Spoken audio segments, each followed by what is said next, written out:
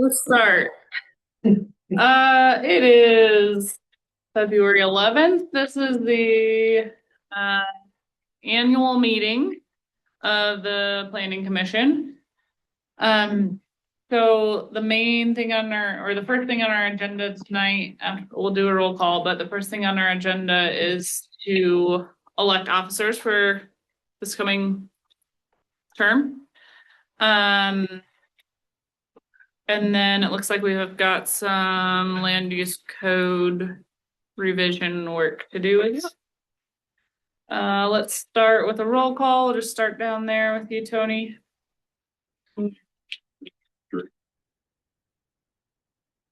District 1. Daryl Reed, District 1. David Merrick, District 3. Lance Enholm, District 2. Kate Darlington, District 3. Cindy Watson, District 1. Sean Gardner, Planning Director. Everett, Code of Law.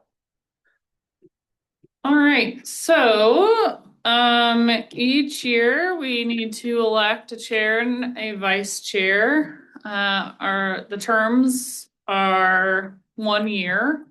I was just reviewing our bylaws to confirm that I think we took out term limits. There are no term limits. Oh, we did? Yeah. I was hoping I was limited. Well, I think the reason why we did it is because we did not have some nominations. I think, Kate, is kind of what happened. Yeah. I recall. Anyways, so I guess I'll just put it out there. Does anyone want to nominate anyone for the chair or vice chair position? You can nominate yourself if you like.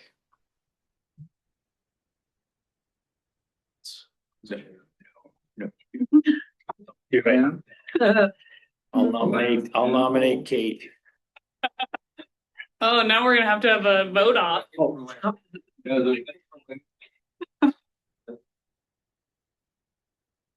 I would second Lance, but I don't want to force you into a decision if you're not interested. I'm not. Okay. Thank you, though. I appreciate it, but. Kate, are you happy staying on? Happy I'm chair if there's no other interest. Cindy, how are you feeling? I'm feeling good. I think you've done a great job. We team well together and.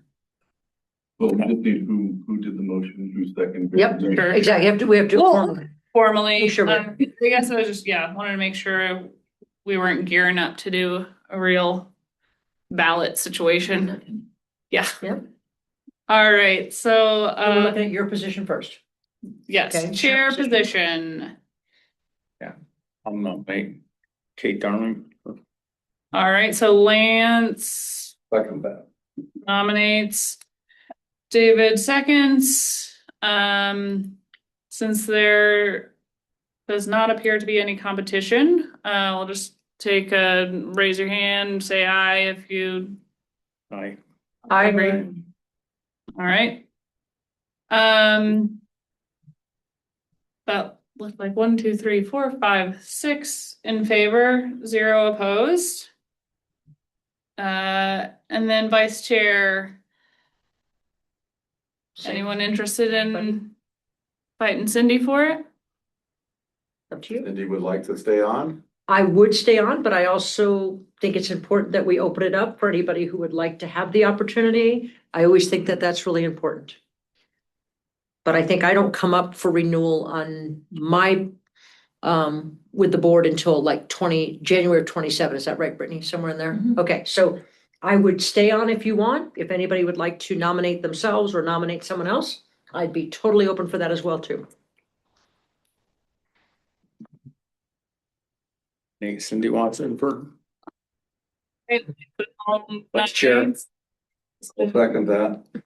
All right, David seconds, all in favor? Aye. Any opposed? All right, with that, we have elected officers for the coming year. Not much is gonna change, I guess.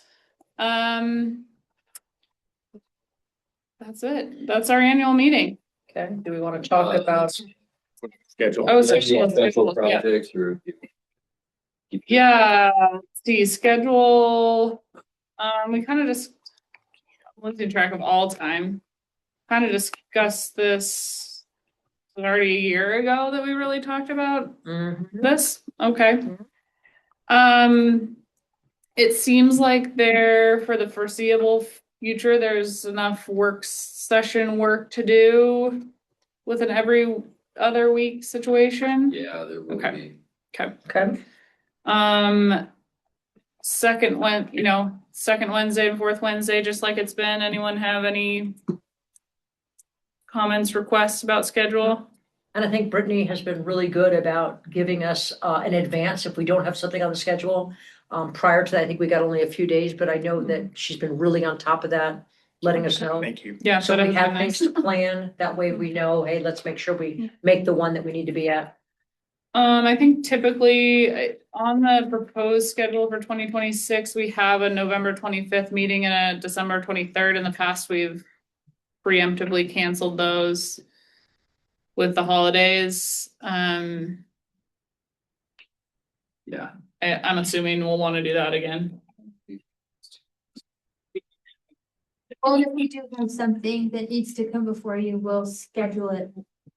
Do a special. So do we want to leave those dates open or do we want to No. not have those I dates? think in we there? just want to take those off. I think we should just take them off. I mean, it confuses everything. Yep. We need to take an official vote on that.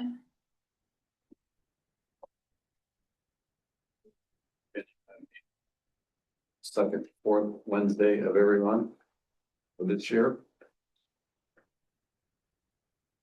With the Alright, omission with of the- November 25th and December 23rd dates, Yeah, that's. should we add that in there? We can, I'll second that. Okay, so for the record, Dave Merrick moved that we continue to have meetings on the second and fourth Wednesday of each month, with the exception of November 25th and December 23rd being taken off the schedule. Lance and Holmes seconded, all in favor? Aye. Any opposed? All right.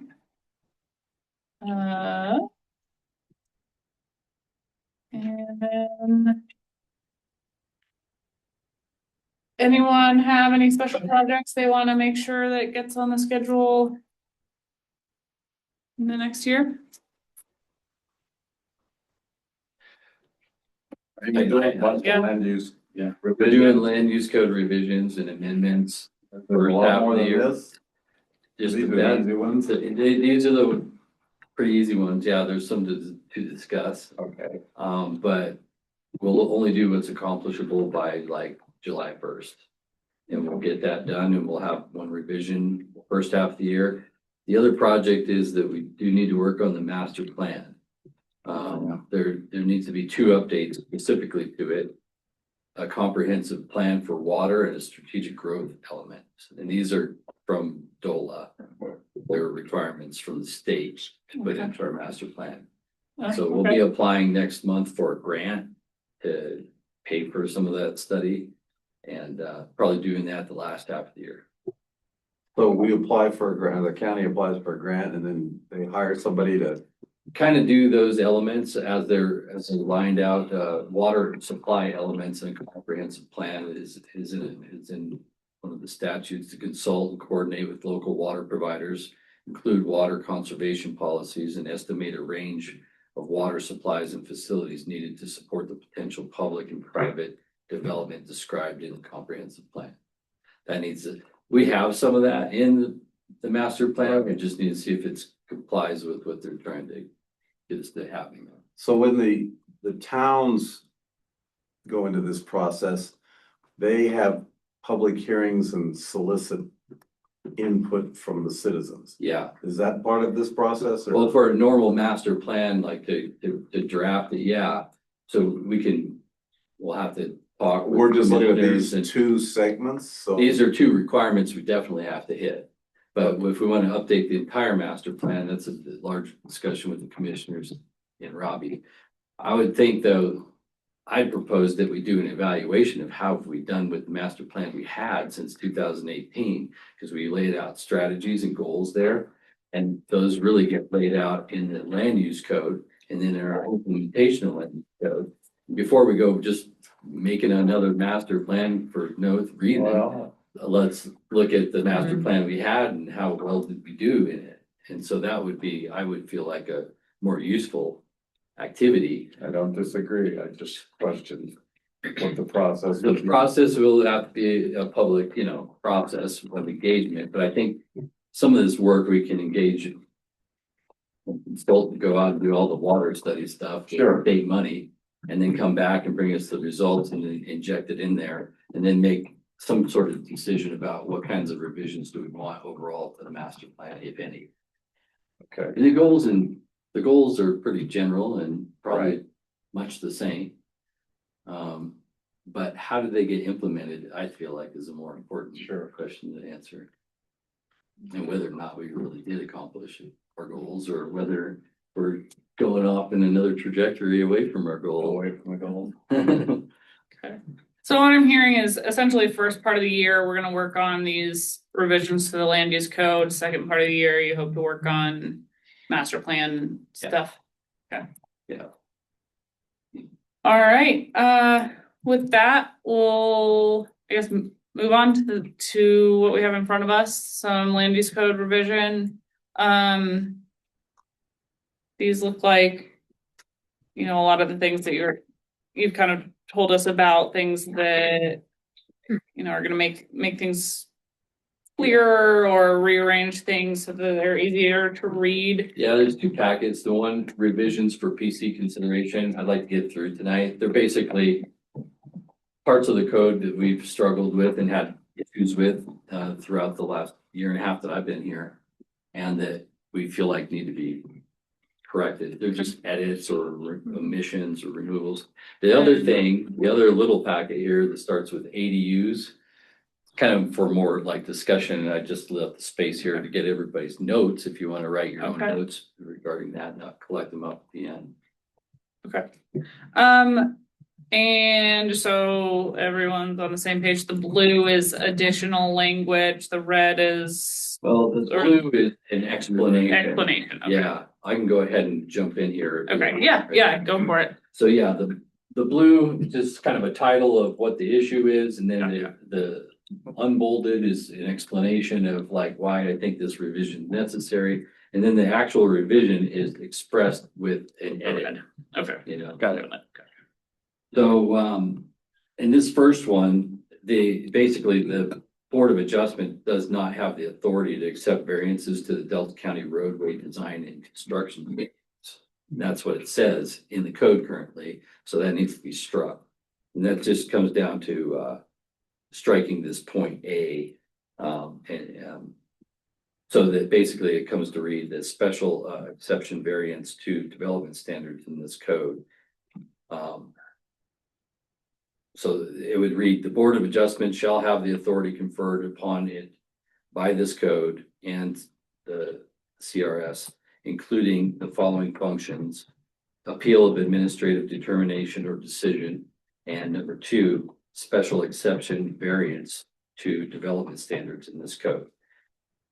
But we're striking it, we're not making it two things, the development standards and then B, the Delta County roadway standards. We're just saying Cleaner it the up. development standards in this code, that's all that they have the authority to grant a variance to, Gotcha. not the road standards, okay? So on that road standards then, does the road supervisor have absolute authority? The commissioners are the ones that The change commissioners. road standards, yeah, their safety standards. And the Right, Board of Adjustment doesn't have the authority, it's the commissioners that do. And it's also written in the road standards that they can only appeal a road standard through the BOCC, so it's actually written in the road. standard. okay. So it's very contradictory. And Makes sense. inappropriate. Okay. All right, so everybody's good with that? Again, these should be mostly like this. All right, next is intensive agriculture setback reductions. I'm dealing with this problematic ambiguous little passage here right now. So basically, you have, if you have a copy of your code available, you can look at this part of it.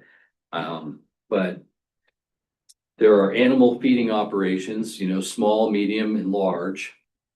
They have setback standards and they have, there's a definition for setbacks and the definition for residential uses. And so the definition for residential uses, let me read it real quick. if you don't mind.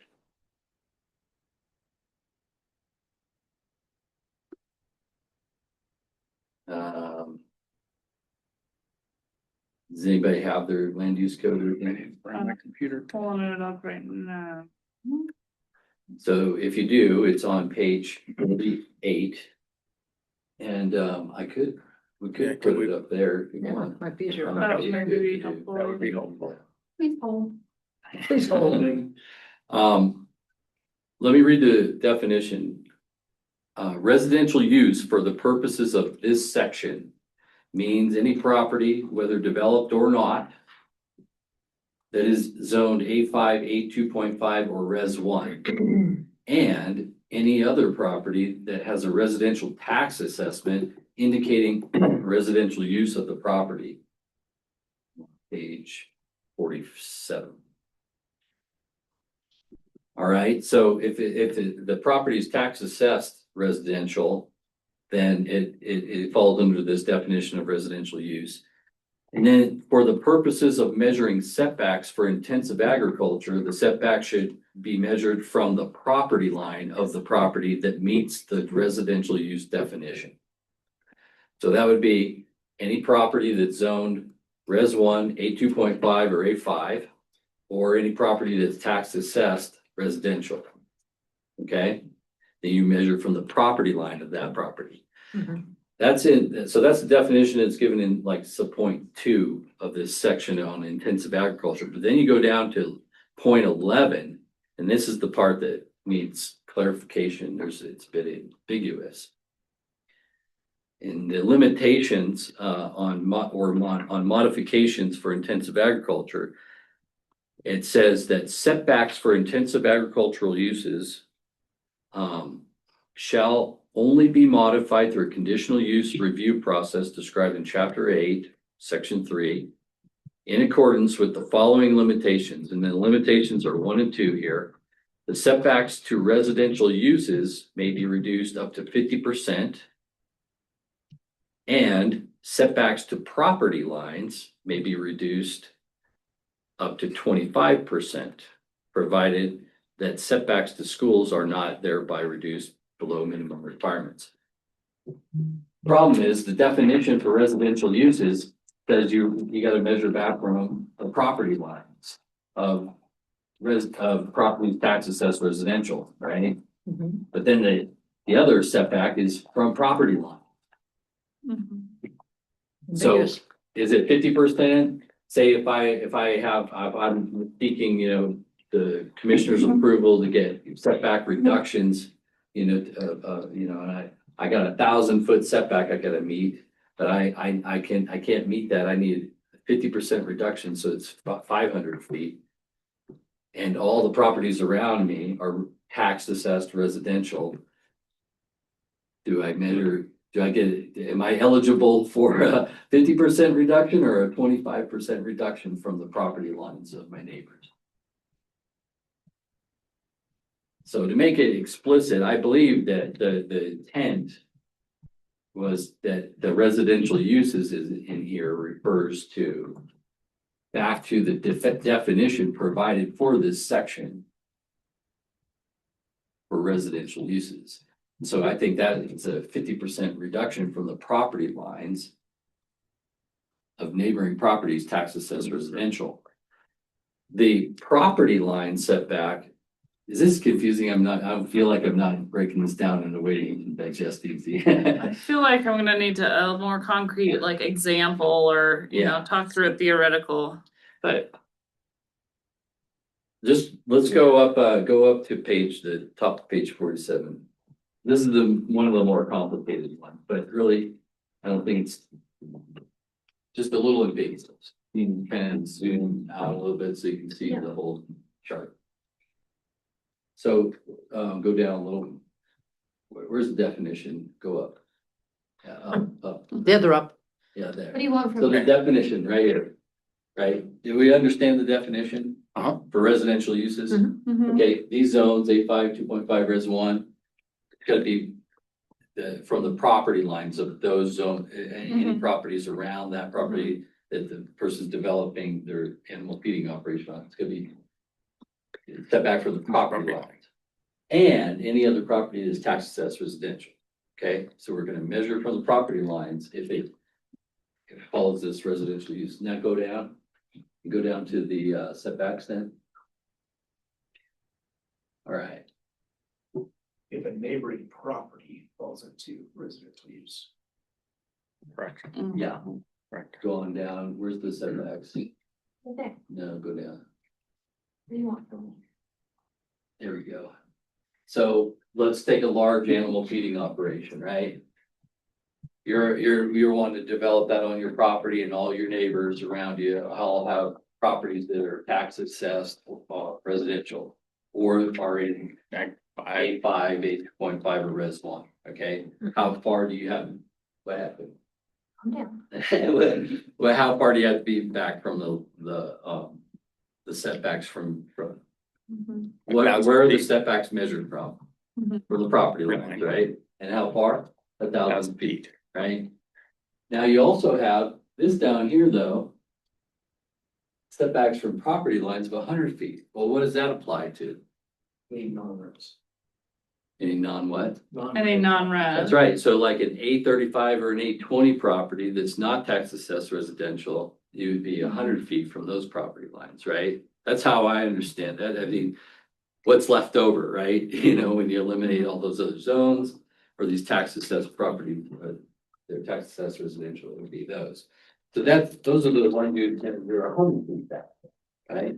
So your neighbor over here has A35 property, no residents on it, no tax assessed residents. You'd be 100 feet from that property line.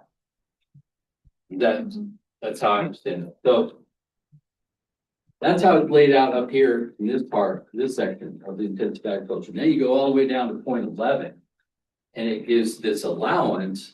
If you go through the conditional use process and you go to the commissioners, you can request of the permissioners a reduction in those setbacks. And there's two reductions you can get. You can get setbacks to residential uses, they're reduced up to about 50%, or setbacks from property lines. We have a situation right now where a neighbor who doesn't want an animal feeding operation is kind of contending that is- one there, you know, is from residential structures, from houses. Yeah. And because you're supposed to be measuring back from the property lines. You know, it's kind of mixed up there because under the definition of residential uses, it is you're measuring from the property lines. But I believe that these two distinctions that were established earlier in that section carry through here. So I added this little bit of language to make it abundantly clear what it's referring to. So one confusion I'm having here is that you can get a 50% reduction in your setback from the property line of residential use. Or you can get a 25% reduction if it's not a residential use. It almost seems like it should be flip-flop, like why are we allowing greater setback reductions? Basically allowing an opportunity for an intensive agriculture operation to be closer to a residential use than to anyone else. No, it's not though. It's not. If there's a residential use on that sort of property, neighboring property, you gotta be set back from the property lines 1,000 feet. Oh, right, so in great, yes, I see, Yeah. yeah. Residential uses, a lot Yeah. of times, if you don't read that definition carefully, they're thinking, oh, residential structure, right. houses. I had forgotten what we just talked about the 1,000 feet versus 100, so if it's not a residential use property, Yeah, means it's in ag. it's an ag, Vacant. and you can get an up to 25% reduction, which means basically a 25-foot Yeah, reduction. right, But if it's a residential use, you can get up to a 500-foot yeah. reduction. So two little amendments, man, I mean, Yeah. or changes, they capitalize residential uses as it's, Defined. you know, earlier in that section, it's capitalized like that, which I think helps to make the connection that we're talking Mhm. about, that Mhm. definition. And then I just explicitly put as defined in subsection 2 of this section on Mhm. intensive agriculture, so that there's no doubt. that- Why we have setbacks for commercial feeding operation, right? Mhm. Why do we got this reduction of setbacks in here anyways? It's just a possible, you're not granted it, it's, Well, why give anybody the option? Here's the rules, either live with it or don't. I don't know, I wasn't on the committee that put these together, but I You imagine. know what I mean? All it does is create more BS for everybody to deal with. Here's your setbacks. If you bought the property and you didn't do your due diligence, but now you need this extra ground for whatever, why are we giving them an option? It's an option that comes with a lot of cost. You gotta go through the public process, otherwise you may not need to. And you gotta get ultimately up to the end and find out whether the commissioners are gonna grant it or not. Well, why give people the option? I guess because they If wanna, there's a will, there's a way. But all this is just, our land use code in this county is a nightmare. This is just one more thing to give somebody an option to change the rules. There's a well, it's a concession, you know, and The that, variance or whatever. Yeah. But why, Show the circumstances. why are we? So, we ran a feedlot in Montrose for years. There's all kinds of EPA rules and BS that comes into play here. That you have to meet before you get to the setback stuff. Why? Why is Delta County opening the door for another? Yeah, why, how many conditional use permits do we wanna Tony, have out the there? planning commission can make any recommendation they We're want. rid of this shit. Get rid of it. Just get rid of it. Here's your setbacks, move on. Change your repeating operation to something. Move your operation, buy a bigger piece of dirt. That's for you all to decide. Dave? I can take an example. I own a 35-acre parcel that was zoned A35. I had a residence on it. I didn't really have any ag going on up there. So I would be considered, that property would be considered res.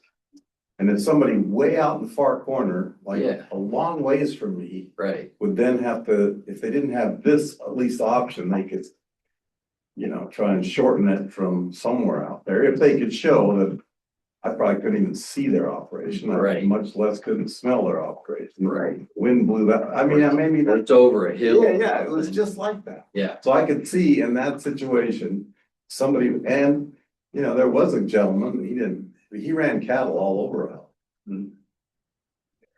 But then the other issue is the master plan says we promote agricultural activity. I was gonna say, I think this probably came out of the working group that established the regs on the intensive agriculture did a lot of work to figure out how Delta County could be pro-ag.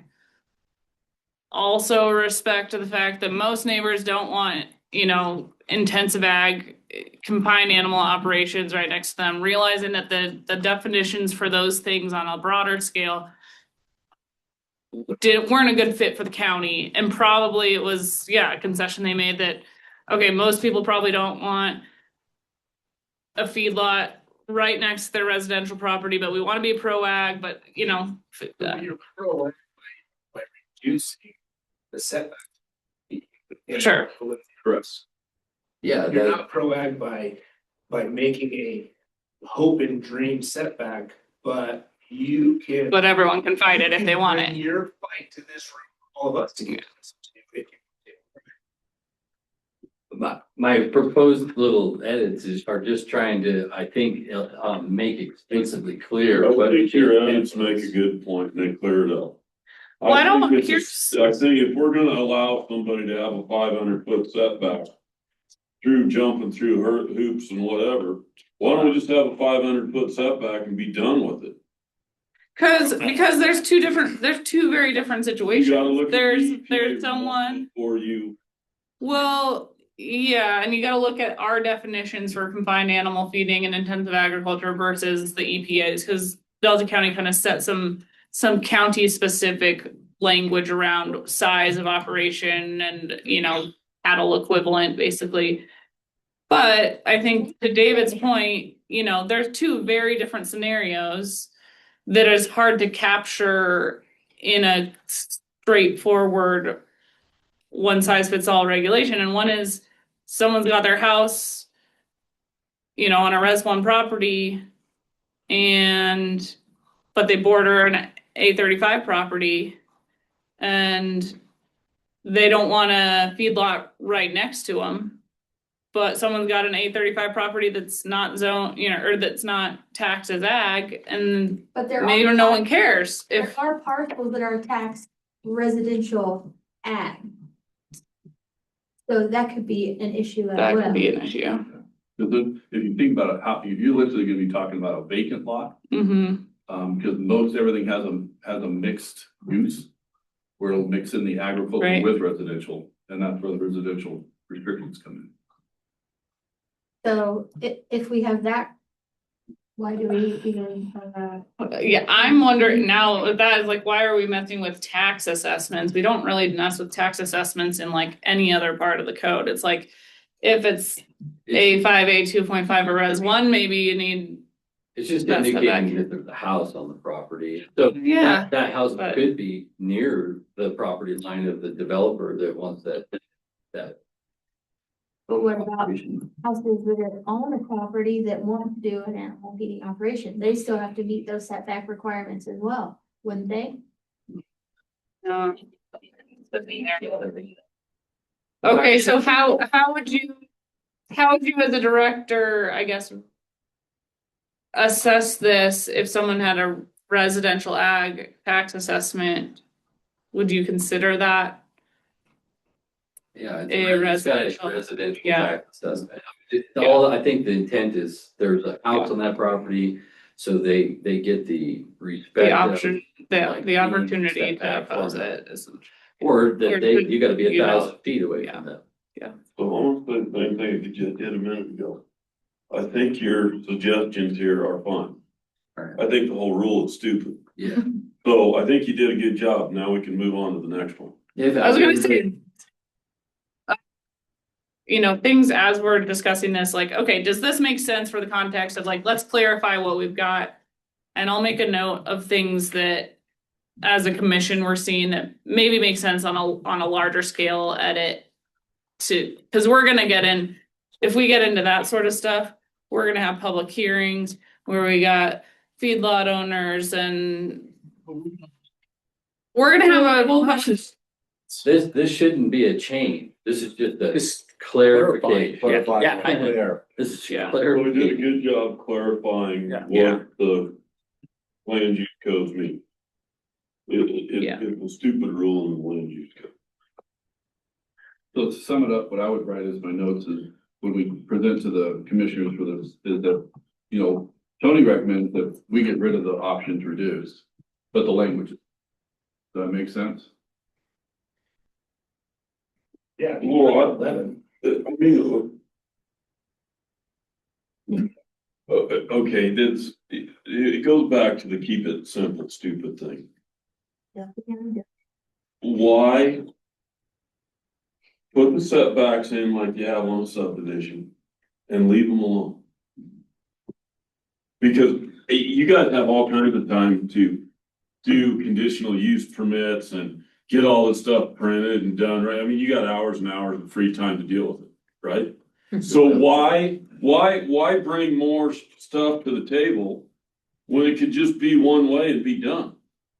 That's one argument. I think the other argument is exactly what Dave proposed, which is if I've got a house on the neighboring property, you gotta be 1,000 feet from my property lines, but I'm like way the heck 120 acre parcel on the other side. I understand. It's just a concession. But I guess I am arguing. It just seems like, why put more burden on Yeah, Why have somebody come in here and have me listen to some BS that doesn't really make a difference? At the end of the day, Yeah. 500, 1,000 feet, it's not gonna change anything that much. well, you don't have to worry about too much. It just gets down to the commissioners and they gotta decide. They're gonna grant. Same idea as a variance. When we tell people when they apply for Yeah. variance, you You say, hey, that's a risk. Hail Mary. Yeah, But there are Yeah. certain variances that Delta County has to deal with that are important because we have things like that were done in 1972 that weren't done right, yeah. that are important. I'm not against ag, I own ag ground, I used to farm and ranch and whatever, and I just realized there's an easier way to make a living. All right. Anyway, is there more to say about that one? No, let's- I got a list here. I think it's good. The next one, is variation to lot size. I don't know what happened right up to the adoption of the last land use code, but there were a couple versions floating around. I happened to buy one in the engineer's office that has what is in the red here included. And so I think it was in an addition just prior to the adoption, and somehow this got taken out. And it makes this is chapter 3, and it makes chapter 3 make a whole lot more sense if it's in than when it's not in my opinion. So if you want to read how it actually is right now, just ignore all the red ink, okay? And it doesn't make a lot of sense.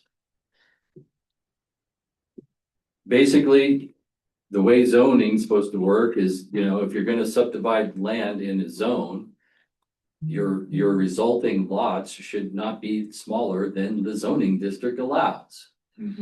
But there is a variation to size that we have here, okay? So the county may approve the creation of new lots that do not conform to the requirements of table 3A, meaning they're under the size required for the zoning district, provided that A, the subdivision conforms to all of the requirements of the code, meaning you got the water, the access, the septic, so forth.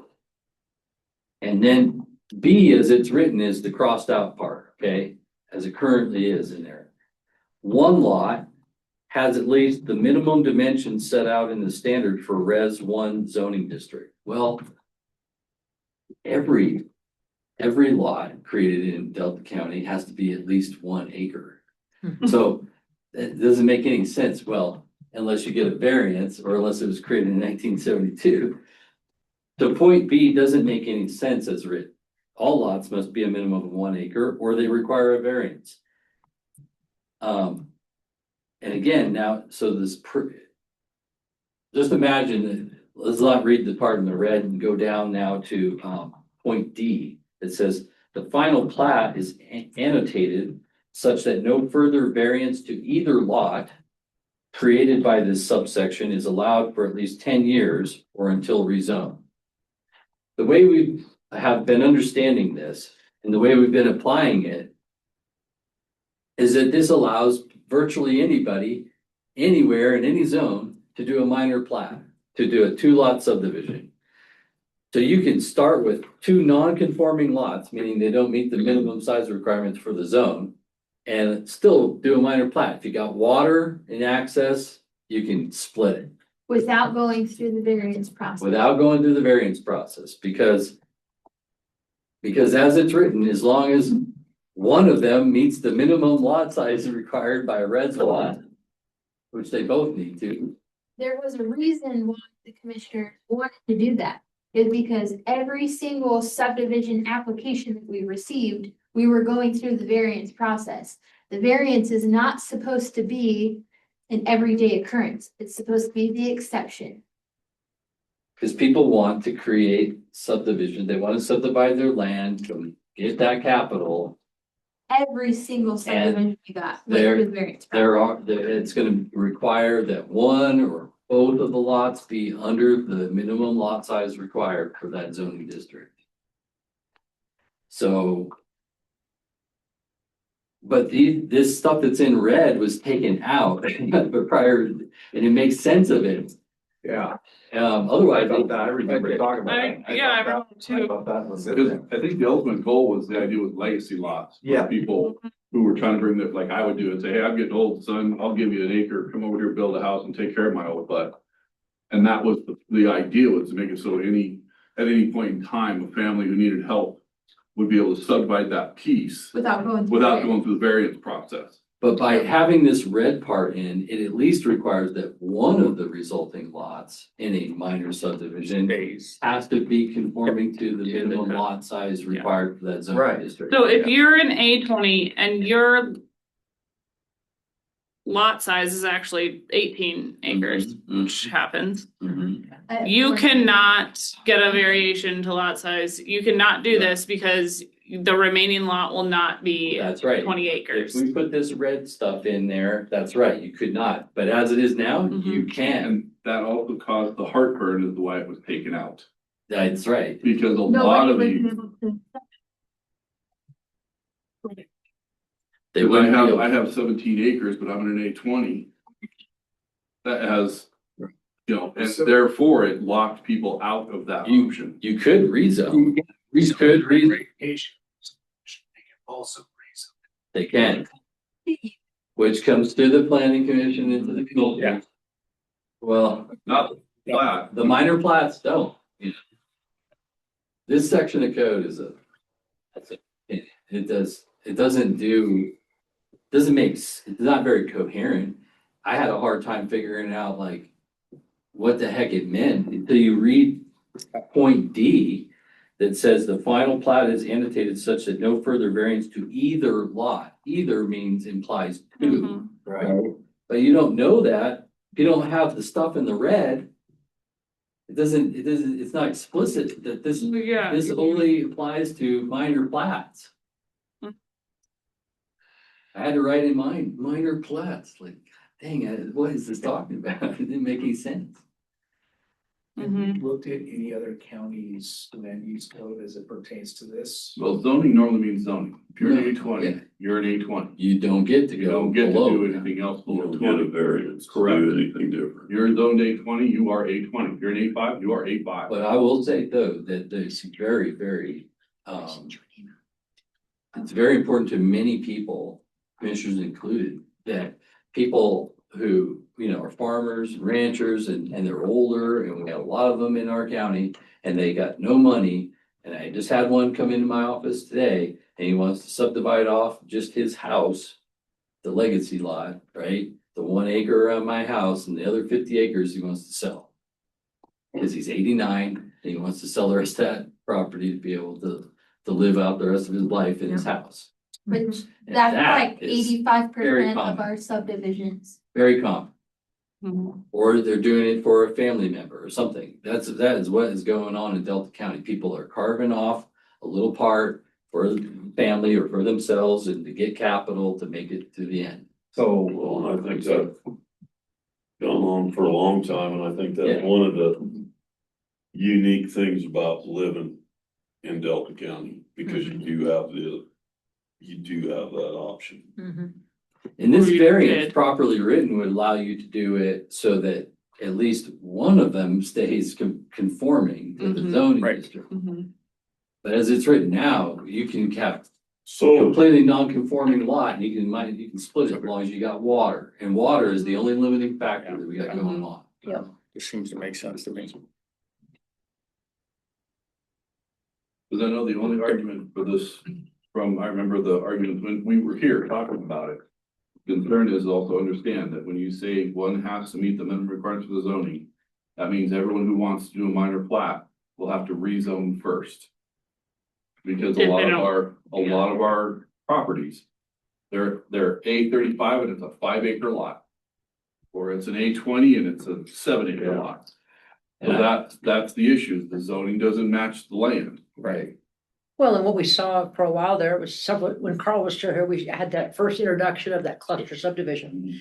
And my only concern about that is that, and we've all struggled with what is considered the percentage of stewardship, right? Nothing ever said, well, if you have it's so much percentage of the land that has to be used. And is it a percentage of the land that's actually able to grow something and whatever, and we all wrestled with that. Or the greater, it's. But remember that, Well, there's a term though, it has to be. Significant. significant, but Significant. but remember we that's got one not that was like right. 51%, is that, I think Well, Kate said, is that significant, you know? Yeah, I feel like that stewardship area thing is kind of a separate issue. However, I did Yeah. ask a surveyor today about this older gentleman who came in. Mm. Who has like 53 acres, wants to take an acre and a half around his house. That'd be a lot, and the rest of it he wants to sell. And I was asking about the possibility of a neighbor doing a boundary line adjustment to take up that 52 acres. That's really not an appropriate use of a boundary line adjustment, I don't think. But there's nothing to prevent that. Right. That could be a way they could accomplish it and then avoid having to get a water tap. Right? Mm, Because if you create a new lot, you get water tap. That's So then his other suggestion was, well, he could do a cluster subdivision. I was like, what do you mean, a 2-lot cluster subdivision? Like, I don't think that was the intent of a cluster subdivision, because they'll have like 1.5 acre cluster lot, and then there's like stewardship. There's two. Stewardship area. I was like, Well, and that's the hard part, is that stewardship area, you know, you see that, and then we put like a building envelope in something of where, you know, a future home could be built. But then it seems like we leave the door open where we allow someone to come back in later to say, well, I'd like to change that, you know, building envelope, or I want to do this. And next thing you knew, the whole idea of the stewardship and the amount of land that's going to be in agriculture gets kind of skewed up a little bit. You know, and that's where I just think we talked about that. We've had few of them come across our board, but the other thing is They're we weird. could stick with what the intent is, which is to allow people to subdivide down until there's no water Mhm. for the newly created lot.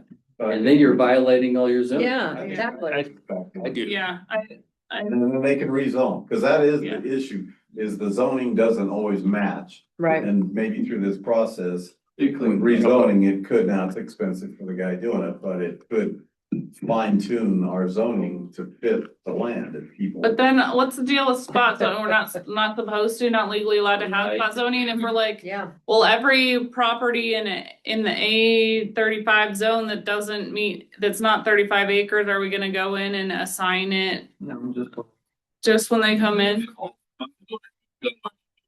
Okay, Building is another phrase. yeah, This is specific. And again, you do have to provide the reason this rezone would fit the specific area. Right. By doing that review, you're spot them.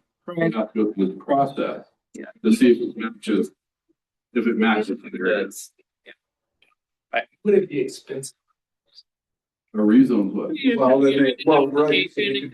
Yeah, Two lot split with the rezone, they gotta come. And and then, then still do this. and still do a They split. can okay. Yeah, regionals go. At this point, with the current fee structure, what does that cost? 500 each, I believe. Because the boundary line is fine. You got the final plan. And then the rezone is another. I think it's 250, I wanna say. I think you're right. I think either way. Under. Do this, or like it was mentioned, our zoning continues to be. It means Yeah. nothing. Yeah. Yeah, that's the issue. Within everything that's based on whether you can do it in a particular zone also means nothing. Okay, anyone opposed to putting this language back in? I think it's good. Okay. There may have been a reason though that. The commissioners might have put this in. I was here through a lot of this, and it's really hard to even remember. Because I Why remember we the did commissioners, they really put their foot down on this. We can recommend it, but I know that they pushed real hard to make. Seems like at minimum it needs to pay its own flat. Okay, I believe it was the upper end that this is unattainable. and- Yeah, the language needed to change if they want to keep it to make it clear. Down. Yeah, if they're, at minimum, it needs to mention a minor. And History now to show that this is gonna make this does make sense? I Well, mean, this is how it is was that, before, that's the point. This is how it was before. And they removed that. This is how it was before in the 2021 version, or this was how it was Yeah, this before in is some? 2021. This is what it was Robbie and a few others. Well, we can look it up, I guess. And it was changed because they felt it was too burdensome to people developing. Continue to deal with so many people being pissed off that our land use code is a mess, it doesn't make Yeah. any sense. I- That's their deal.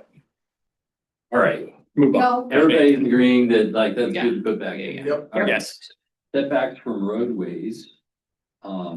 What part of the? But Yeah, right. roadways can be understood as the edge of a road rather than the edge of the right of way, which is the correct understanding for our use. And county road classification covers all types of roads, and so right now what it says is 25 feet from all roadways. And that's just too vague. So rather we wrote 5 feet from edge of right of way for all roads according to their county or state road classification. Okay. Does that make sense? Because otherwise we end up with people building in the right of way. Right. You've got a bunch of lots out there that don't let this work. How's that? Like ones that already are developed or ones that people want to develop? Oh, well, if they're already developed, but like. And with so that prevent we live future with the development. plat, we live with the existing plat map that was recorded prior to. planning If it was zoning. legal when they did it, it was legal. It's legal. Legal non-conforming. We're just talking about like new New development. development, new structures that are We're going not in. talking about existing stuff, it's No, we're not going back. No. This is to clarify, so that the other problem is a lot of things. Or you you, develop I'll without tell you, having- we're right up against the right of way on there. Yeah, and, well, that's, I mean, we don't even have 5 feet. yeah, you got And I, a small and I lot. did go to the specific case, we went to a person who was building a garage. And it was myself, the engineering, we're out there measuring, we're going roadway. Well, I guess I can go to the edge of the road. And we measured, and then we're like, but what's the right of way here? So that's 30 feet on either side of the center line. And then we end up with two different measuring points, different numbers. And then in this case, it worked out luckily that they had a foot, because if we did it one way it fit and we did it the other way it fit, and we're like, okay, fine. But we had to do both and neither one of them are clear. If you go from edge right away, then you're just talking, that just keeps that right away unencumbered. So what if, like, on the shared access where there's a road name, but there's not a recorded easement? Or If there's no right of way. If there's no right of way, there's no right of way. then it's to the edge of the road. Well, the only tricky part would be, we got a lot of county roads that the right of way is not dedicated, but Petition. yeah, it's not fee simple title to the county. So when there's not a right of way, where. But the road will have a classification if it's a county or state road. And so then by that classification, there's, what A the prescriptive amount of right of way. prescription about the right of way is, yeah. And that's how we wrote it, so that first, what's the road classification, then what's the prescriptive or, existing right of way for that road classification, then you measure from the edge of that 5 feet. And the 5 feet is just so for error. Room for error. What do you think about that revision? I think it clears it up to me. Yeah. Okay. All right. Paving within GMA, growth management area. Kind of not, it feels like not always reasonable as written, okay? So growth management area around the municipality is the 3 mile area. The 3 mile radius around the boundaries of the municipality. So,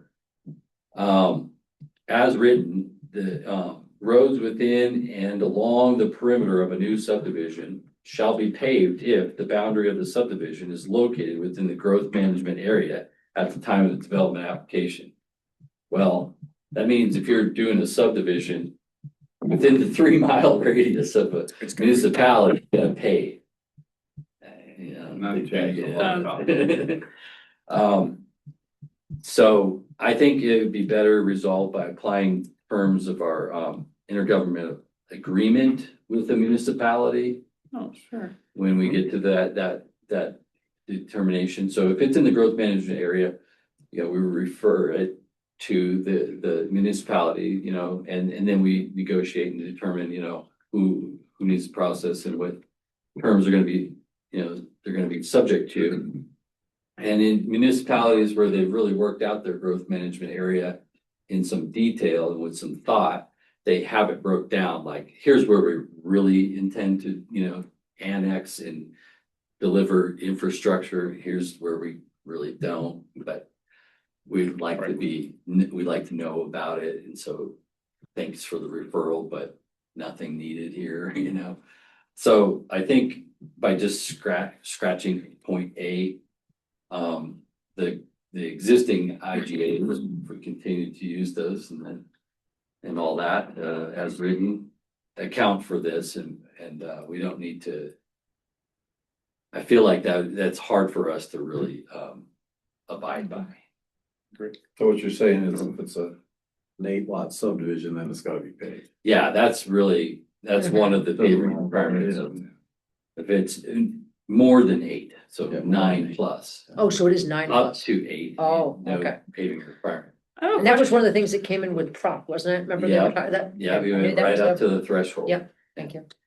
But with the point newly point B, the unless paving is warranted by these things, Yeah, the need for all season emergency access, like I would think that any subdivision, regardless of number of lots, needs to have all season emergency access. Like how do we, or I don't know. I would what think that is. emergency services would want that, or like what? There's a lot of mountain subdivisions you don't Yeah. have a Yeah. period It comes, or whatever.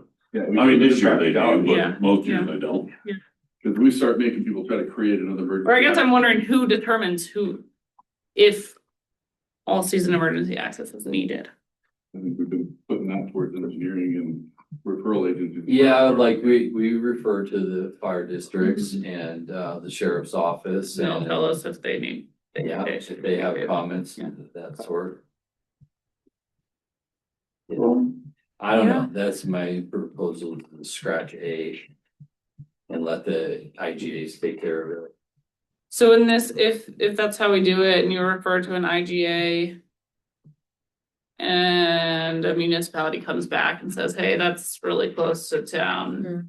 We Yeah. want it to be paved, that would be cause for requiring that. Yeah, then it just comes under the IGA of how we process it and all Yeah. this. And honestly, I got a lot of questions about IGAs, it's difficult, right? Yeah. You're taking a developer, they're making a plan, and now you're subjecting them to the town's, you know, rules and requirements, and they're like, that's outside the money, you know, and it's like, well, Yeah. who has the authority to tell who is gonna do what?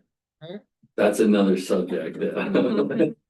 But for now, we have IGAs, and I think the intent is this, that, okay, we're a municipality and we eventually intend to really get our infrastructure and annexation out to that area, so we'd like to, you know, and anticipate that by having you pave those roads out there, because we're gonna be paving everything going out there. Or something. Easier to get the infrastructure, and if they don't pave it. Specifically, or an Right. IGA require. Yeah, that's, I guess, kind of what I'm wondering. Do we need to like mention the IGA in this section? It's incorporated by reference in as an appendix to the whole land use code, so I think it's. And if you type in growth management area and intergovernmental agreement, you know, it's a search into. Land use code, it's all over in various places, several places, you know, so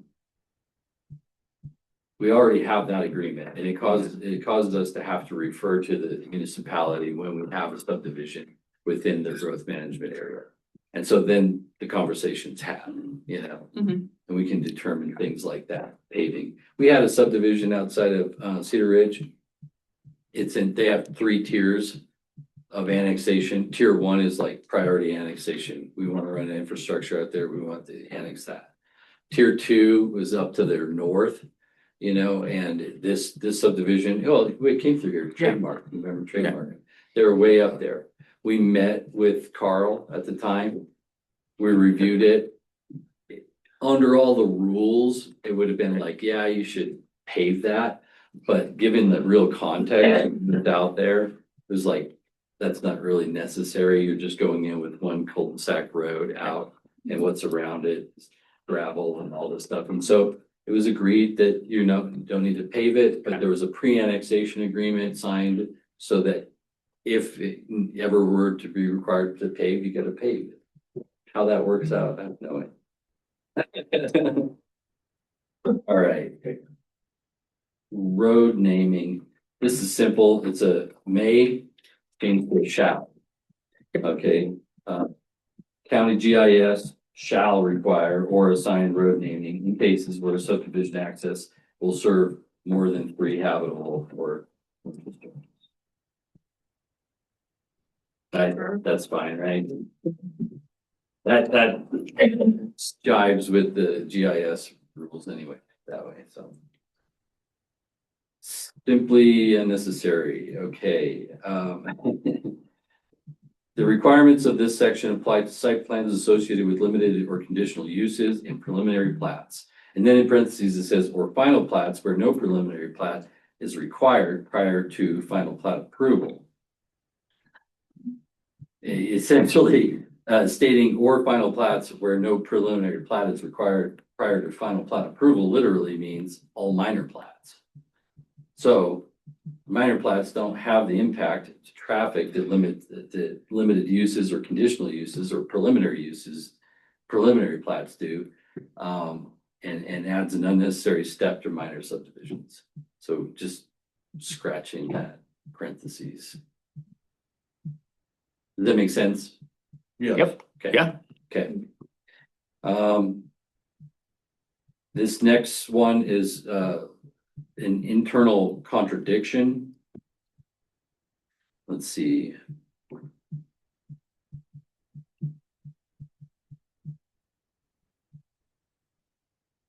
Okay, yeah. I'm trying to remember this one. I guess it's in chapter 1, section 3F3A, page 26. It says the county will not interpret, apply, or enforce private restrictions or agreements. This section is under the transitional provisions covering agreements in place prior to the adoption of the land use code. And then it says under this in the page 126, right? Chapter 6, section 5, it says that maintenance agreements shall be provided on and on and on. And at the end where it's crossed out and shall be enforceable by the county. But we already said that we're not enforcing them. So scratch that. We're not enforcing maintenance agreements. That makes sense? Mhm. And then let's see. Non-conformities. Oh, Yeah. I forgot to title this one and give an explanation. Sorry, I Okay, so missed this is a that. separate issue. Yeah, it's a separate issue. Basically, it was an incomplete sentence, just ended. And it was like, what the heck is it? Well, AI gave us the rest of the sentence. It was like, oh, that's what it's supposed to say. Yeah, that makes sense, you know, Never got into kind of a common code. So it picked up on AI, you know, what probably was the intended end to the sentence. So nothing in this section shall be interpreted to require change in the plans construction. So this is under non-conformities or designated use of any building, the construction of which commenced prior to the effective date of this code and subsequent amendment, provided that construction construction was carried out. I gotta cross out provided that construction double word was carried out in conformity with federal, state, and county law at the time it commenced. And that's exactly what it's trying to say in the non-conformities thing. That's what a legal non-conforming development is it's non-conforming to the regulations now, but it's legal because it was conforming to the regulations in place at the time. Okay, And I crossed out provided that construction that was still, sorry. Flag lot appendages. Yeah. This was something the county engineer brought up. Up in chapter 3, if you can pull that one up again, there's a flag lot. Flag lot is a lot that has like a flagpole and flag. So they use Basically just like a driveway up Yeah. to a lot back there. the flagpole is used for access and then the rest is the lot. So it's just a narrow portion of land going past somebody else's land to get up to your bigger square of land. The flagpole. So again, same with minimum lot size in chapter 3. You have a minimum lot frontage in that table that Brady's pulling up here. Not this one. Is this our? No, this is, you're on the 21 land use code. Oh, that's right. Sorry. I think the thing that Yeah, they're pretty close. So the minimum lot frontage for, you're on chapter 2, you gotta go down to page 83. Actual 83? Yeah, or- actually 83 on the page number. You got a long way to go. Okay. Go back to drive. Okay. All right.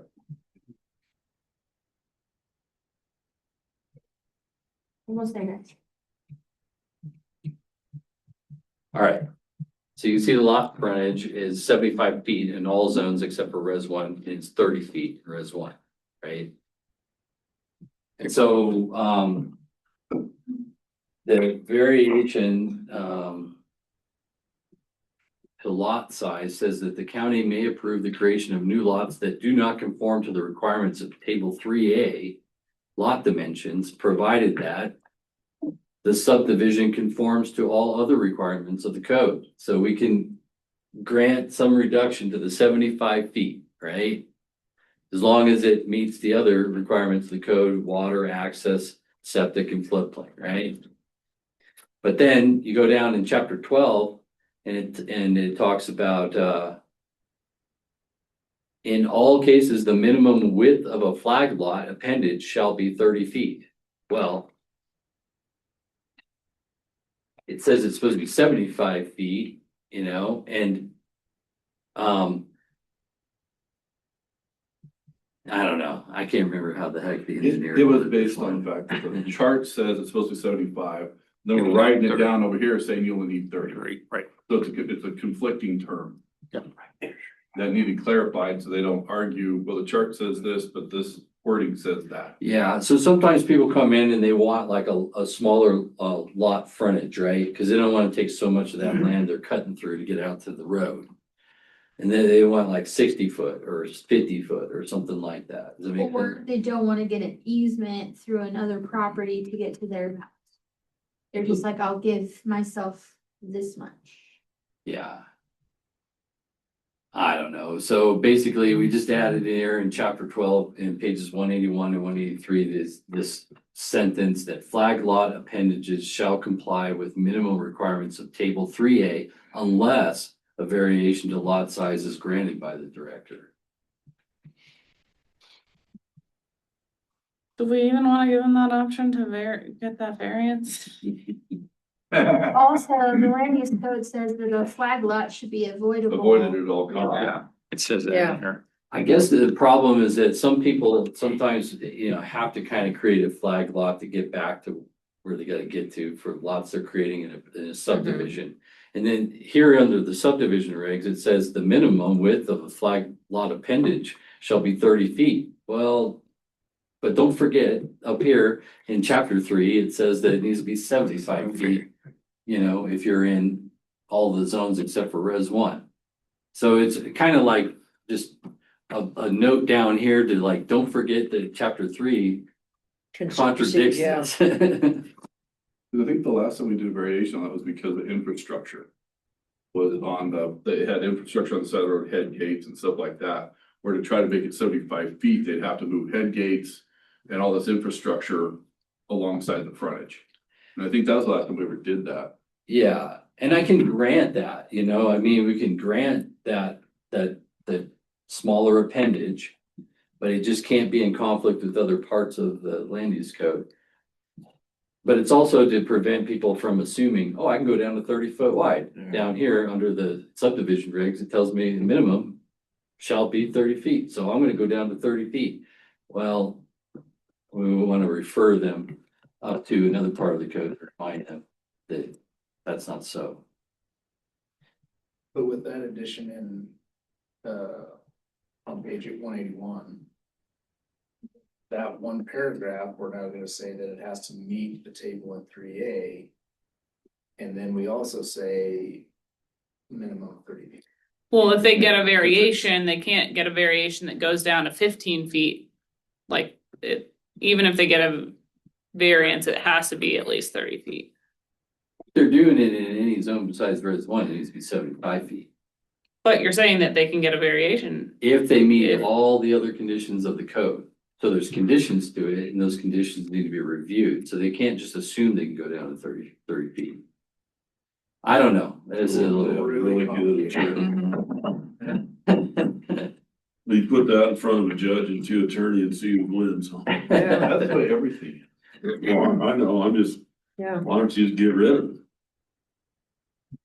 Yeah, Technically, a flag lot shall be avoided when possible. that's Yeah. right, that's the first strike. Strike when possible. Yeah, but that's right there, it says, but. Yeah.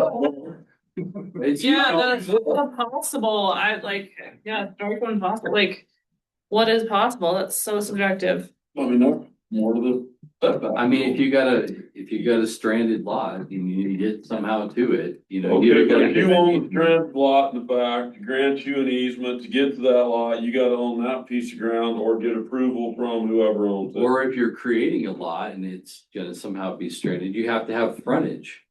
So you gotta bring a frontage. So you either have to own that piece of ground that you're gonna bring the frontage to, right? Yeah, that's. You can't force your neighbor to give you access.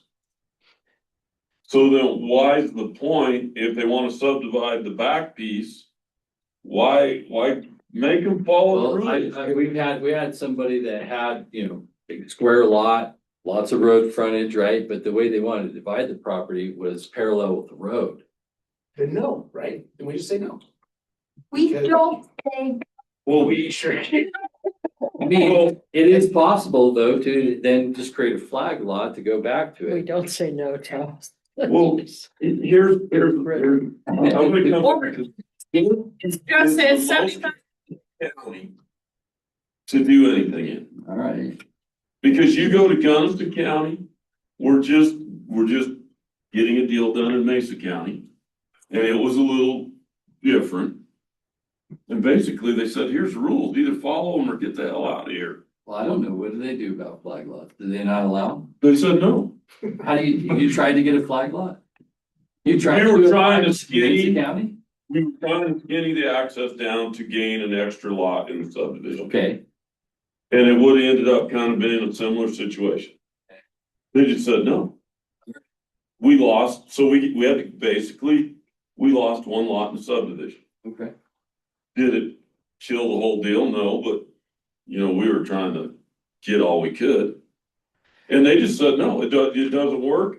It's not happening, replat it, Is redo it. this like a residential subdivision with small lot? Improve What if you're not doing small lots? What if you're in a big 120 acre it. thing? You still gotta own a piece of ground to grant the easement to get to the other piece of You it. can't grant an easement, you have to have road frontage, you have to have lot frontage. Well, whatever, but you still have to own all the ground. That's fine.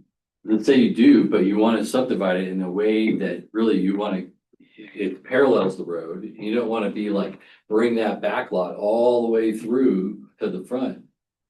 You don't wanna create maybe some big narrow thing, you know? Well, you, Well, like, what is I the don't know. reason, what's the development philosophy on avoiding flag lots? It just gets awkward? Wouldn't you just put a cul-de-sac in so that then they have frontage? Do the cul-de-sac? But if it's only 2 lot, how does the Yeah, cul-de-sac like a work? minor plat. I mean, a lot of the things, the kind of cases I've seen are like where people have like a 10 acre and they want to split it into 2 5s and they want to split it in a way that the split still have runs more. parallel to the road. And so they're kind of coming by the front lot to get to the back one. Maybe they already have a narrow, long lot, 10 acres. Again, they don't wanna. They don't wanna make like another lot. Deal with easement issues. Or yeah, you do a cul-de-sac and then it's a maintenance agreement. You have- If you're gonna split, you have to have lot. Yeah. You can't do anything. You have to have lot frontage. So say I sell my property or that front lot that I read, we get in a fight, then he's like, I don't want you using that easement, Or won't grant you. or he blocks it off. So You can't have an easement, you have to have lot frontage if you're creating a new lot. It does say Mesa County allows flag lots. Their description is generally requiring they be used only when no reasonable alternative exists. And that's their language. Right. And then, you know, in a smaller subdivision, you know, they just say, you just don't get as many lots as you want, you know, But maybe some properties just shouldn't be split. that's true too. I mean, hey, we could just say, But are we just allow flag pro-development? lot. Yeah. Are we pro-development? Are we pro housing lower housing costs? that don't. It's a retarded idea, pick a different. Yeah, there's plenty of ground in Delta County. to Well, develop. the situations aren't usually developers, they're landowners who are trying to create another lot for a family member or to get capital. Yeah. It goes back to Yeah. the same issue earlier. Yeah, but the multi-lot subdivisions done by developers feel like a kind of a whole other thing. That's the tough thing, if we try to create a land use that covers. Yeah. Son, never, it's never gonna be straightforward, no one's gonna know what they're supposed to do. So why have planning and zoning? Talking through it though, I mean, I'm realizing I'm hearing myself say, there, I understand, I see the people that come through the door. They need money, or they need a place for their family, they can't afford land. And that's why they're subdividing and creating that possibility, and we have that in Delta County, people move to Delta County for those certain things too. Okay, in this situation where we don't even wanna see a flag lot in the first place. Right.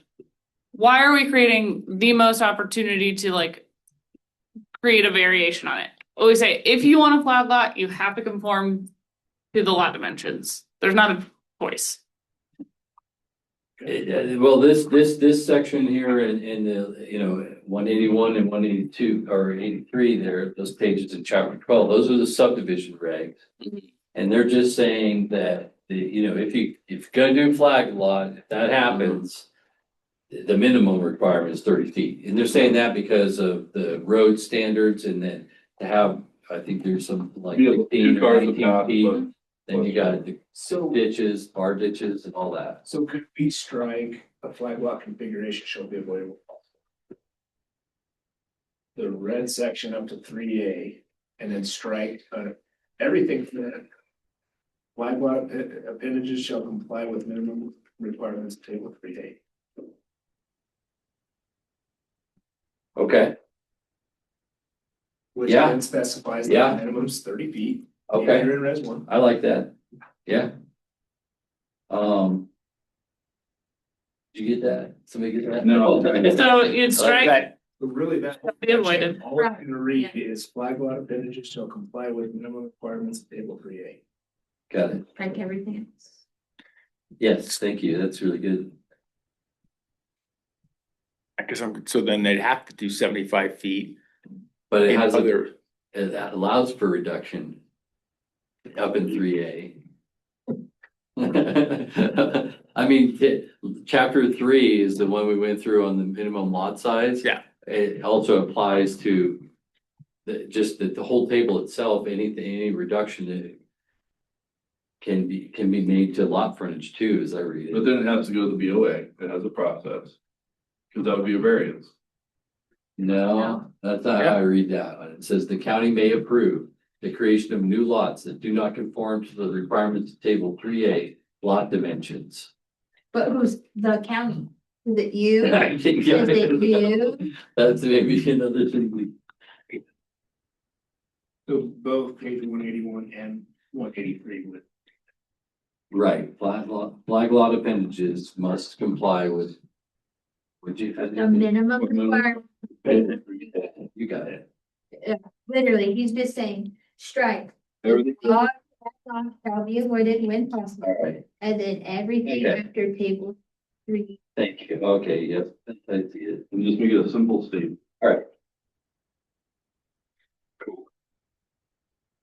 Thanks. Good job, Tom. Nice Nice save. subdivision plat notes. All right, we've got 5 minutes, huh? If we want to end at 7. Yeah. Is that okay? 3, okay. Depends on how contentious these things. The last one's not contentious at all. It's like the attorney's decision. Okay, this is a situation we ran into with the Hawks. I don't know if you recall this. They actually had to apply, they tried to apply for a vacation of their subdivision. Mhm. At one time, it was a 3-lot subdivision, and then it got down to a 2-lot subdivision because one of the lots got replatted or something, and Yeah. it somehow got out of the subdivision. So then they had 2 big lots, I mean, like 40-something acre lots in a subdivision, right? Well, the way that this is worded now, it reads, a vacation of all or portion of a final plat shall be submitted with a petition signed by not less than 50% of the owners of the lots as shown on the final plat. There's only 2, how do you get that? So if there's only 2 lots and there's only 2 lot owners, and you gotta have not less than 50%, that means one lot owner can just unilaterally say, I vacate this subdivision, right? Yeah. So that was the problem that we had, so we changed the language to, shall be submitted with a petition signed by 100% of the owners of the lots.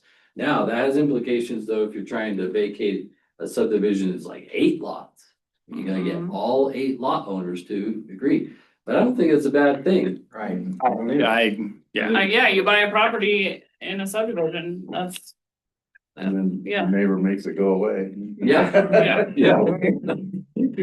Because there's plat note restrictions that are protecting property rights of owners. They're saying things like there's no further development or these conditions or those conditions. Love those. So that's what the plat notes are there for, is protect everybody's rights, and you're agreeing to that when you buy a lot in the subdivision, so seems right to request 100%. Is that good? Yep.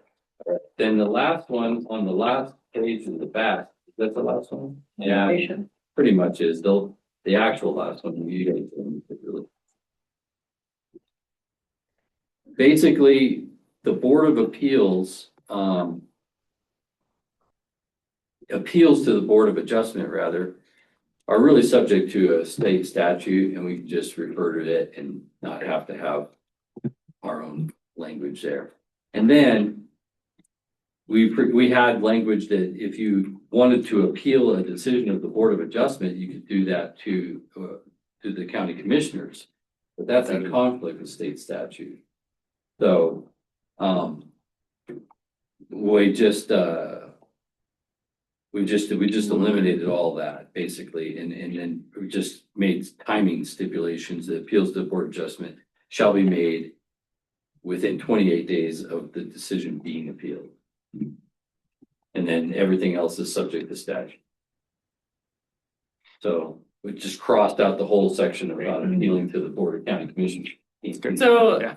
Because- so how it read before is if you don't like the BOA decision, you go to the BOCC, but that will no longer be an option. Right, unlawful. And then the last one, you don't need to really discuss that one. I didn't really provide an alternative. Basically, there's just a difference in the way that the compensation is written for planning commission and Board of Adjustments, and it's like, why? Why do put it the language same different, way? yeah. Why, and then TC ones. Yeah, totally. I think so. Next one. Anyway, we'll probably just make it the same as the PC, because that's how we actually do it, more simply written. But we'll just run that one kind of by the attorney and make sure that we're good there.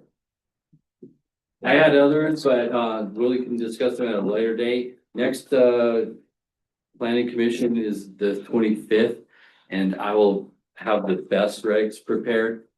I don't have them after the last work session we had. There was a lot of information that was pretty impactful. And then I have the attorney review all the information as well. So there's just a lot to kind of comb through to kind of bring something back to the planning commission that we can discuss. Okay. But that's really it. Like, we want to do that, the natural medicine business, and these simple revisions. There are more complex things, but I think that's for another round probably. But ADUs are a mess, I feel like, in our land use code. They don't make any sense. The second that motion. The only Yeah. thing required for something to be an ADU is it be less square footage than the primary residence. Yeah. That's it. Well, what's primary residence? What's primary residence? I'm gonna take a. Oh, that's gonna sell What's When pri- you get your tax refund check. Okay. What's Well, it's your primary primary, residence where your mail comes to. what's your primary residence? So how would you define that? The one you live in, primary residence.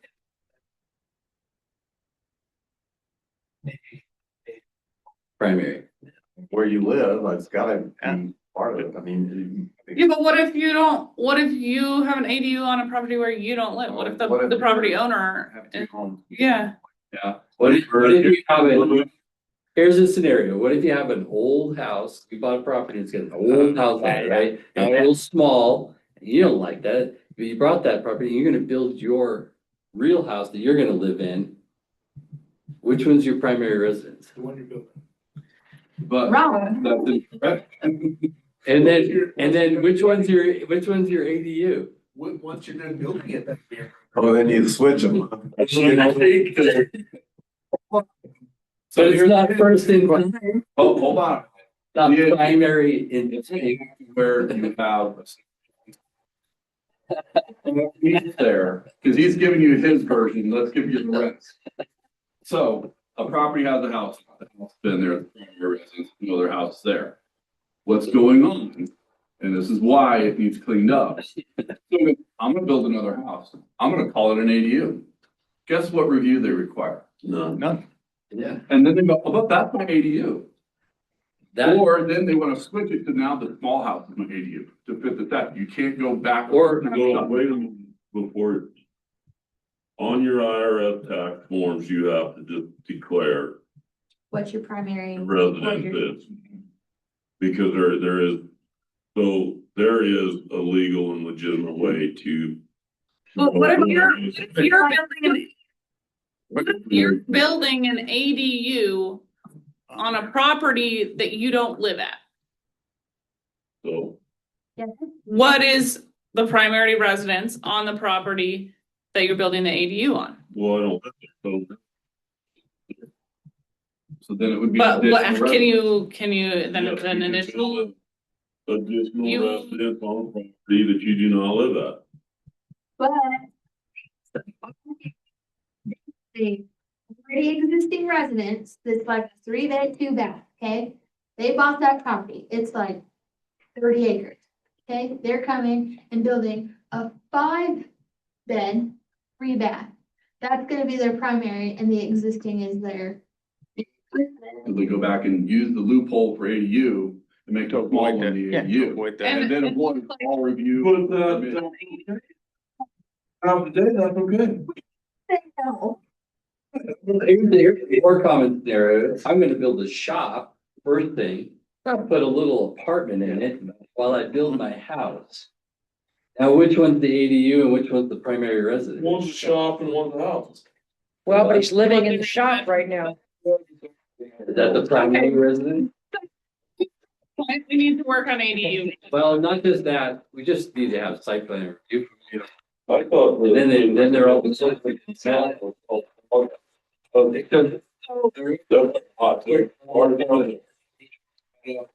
Just the field real quick, as it's quick, not a big discussion.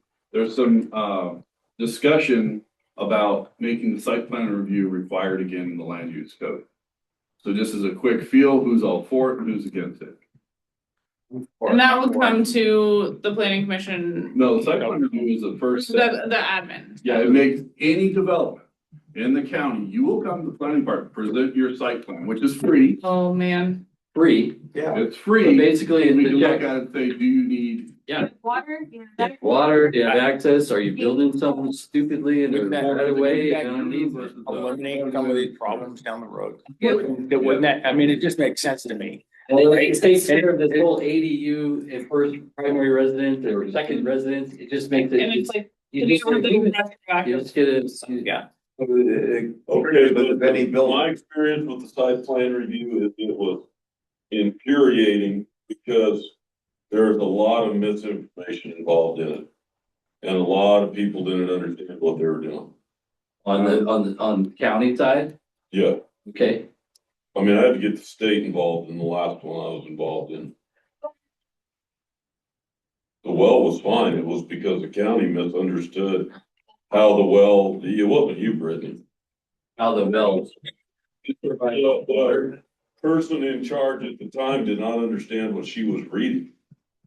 And she came real close to paying a big fine. well, and that's all something that we would work in part, and that's a. I think it needs to be Well, a 90 quick days process. went by Well, while we worked on it. And on the site plan review, so not everybody, but most new construction loans are 11 months. End of the story. 10 years ago, you could get an extension pretty easily. You still can, but it's not easy. So when we run across these things in Delta County and it takes 90 days to work through a simple problem, that's not, I don't see us doing that. I understand, I think it's ridiculous. And this Should be a last one quick is- thing, pull it up, make sure you're building in the right place, you got water and you got. so if we do a site plan review, I don't think there's anything terrible about it. But however you do it, the realtors need to be made aware that before that lot gets sold, that's gonna be built on, they should have their site plan review okay and ready to go, so that you don't have buyers buying shit that they can't build on. Which would be part of our, which would be. It should be a condition of the contract in Delta County. And that could go through the board of realtors. And you guys could push that and require it. Well, also in the site plan review process, something that was missed prior, because I was here when they started, was doing that. One of the things that was taking place is they did a site plan review and depending on who was reviewing it. But the key that was missing was when you bring a site plan review, say, hey, I'm gonna build a shop. Okay, where's it gonna be? Looks good. No, not gonna live in it. They go, okay, you're good to go, but they didn't document it. So the key to the site plan review was it would create folders, just like our project folders. When someone comes in for site plan review. You actually have a site plan. We will say there is a site plan, we're gonna approve it for what the site plan is, and we're gonna file it and keep it. Right. Because then if we see them build something totally different and say, oh, you approved it, nay, we did not. No, I get it. So the part that was missing. But was- then you're right there almost to have them building. them. Yeah, Well, it's come. well, look, we can't really abide by our intergovernmental agreements when people can go out and just build without coming in here. I can't tell the municipality, hey, it's Joe's building this. That's not part of living in Delta County. It is nice. I think most people that are involved in planning stuff and see the value in it, I think there is going to be tremendous pushback from like citizens of the county. Yeah, to that's why, make it into visions, because we need to get something done so we get fast adopted, that needs to get done soon. Okay, so that was my question, kind of process wise. Are you hoping, this is just kind of like work session, looking at these things? We're gonna go through these, you're gonna give them to the county, like what's the Yeah, process? we gotta go through the whole adoption process, all that public review, all this needs to be put into a red line edition, it needs to be put up for public comment and everything. But this work session helps us to know To basically create your red line. These are set up, you know, I could go to a work session with the commissioners, see if they're good. So you'll go through work sessions with both commissions, then you'll come to us with a red line. That in a public hearing, we will Yeah. vote for recommendation for approval to the commissioners. Yeah, you've been through the Yeah. process Yeah. more than I have. I'm just trying to think, how can we make this simple? The nice thing Yeah. about simple ones, is we can now take what you said was good to go, there's a lot of changes, those are quick Yeah. ones that we just say, hey, this is what PC agrees. How do we make sure we remember what we already talked about and don't debate it again? Yeah, these I guys think were. you've kind of approved what Yeah. I've written, Yeah. I made little edits and Yeah. I'll make those edits reflected. If we're gonna talk about ADUs again later, then. Oh, yeah. Next work session. Well, Yeah, no, let's I mean, move on. ADUs and site plan review are topics that we probably will have to wrestle with before this next revision. But that'll come out in the wash, you know, more priority is to get the best regs, you know, reviewed. And you wanna basically get these red lines kind of ready to go, get the best ready to go. Yeah. Present those all in one Yeah. red line version for adoption at the same time. Right. Okay.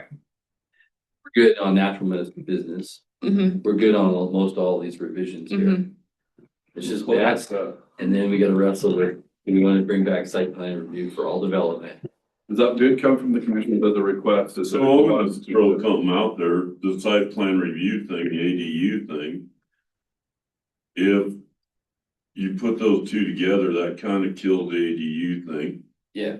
But if you would, and okay, I know I'm gonna get ran over for this one. If you implemented building codes, a lot of the shit would come to an end. Yeah.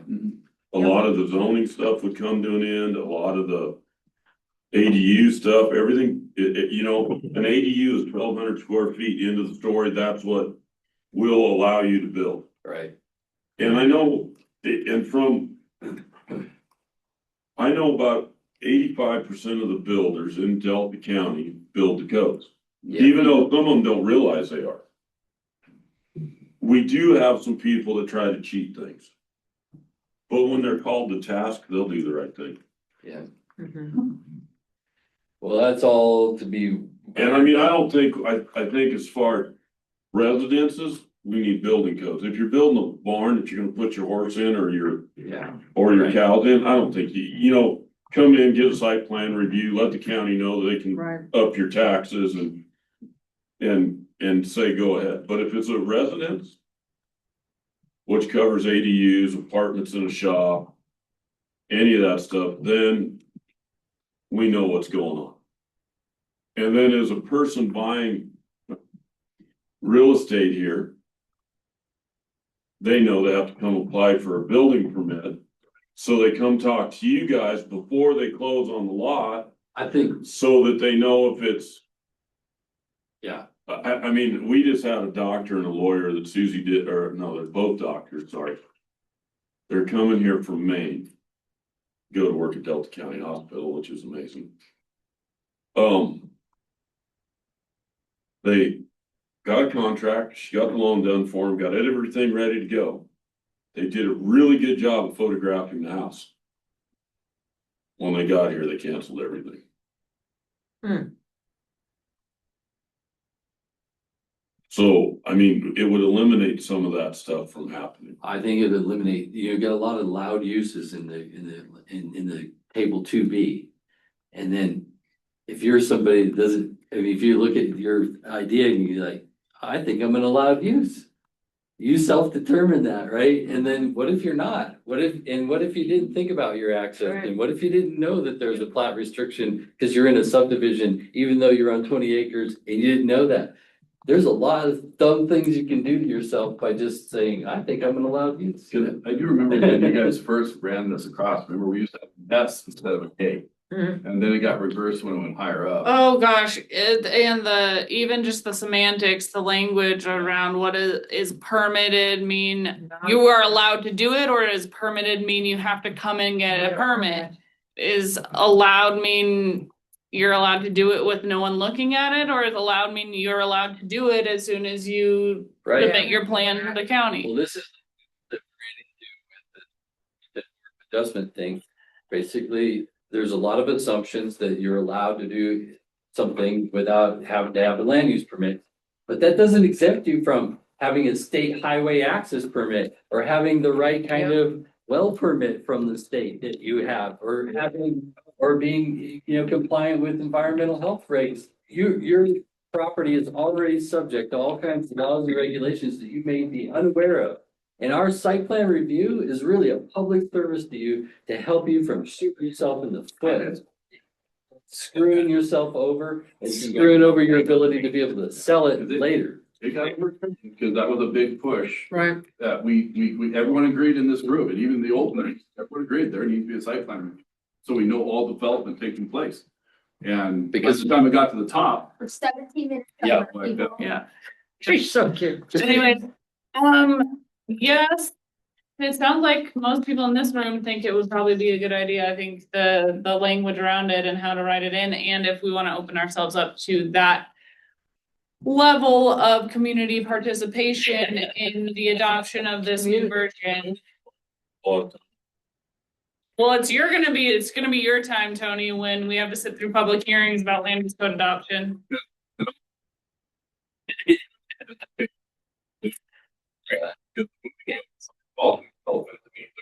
That's the we don't thing. even know what's going on. We can't abide by our Can't abide by our own IGA, state we law. can't abide by WUI codes. There's a lot of codes we can't abide by not doing it. Thank you. All right. Thanks, everybody. Yeah. That was fun. Thanks for doing that, John.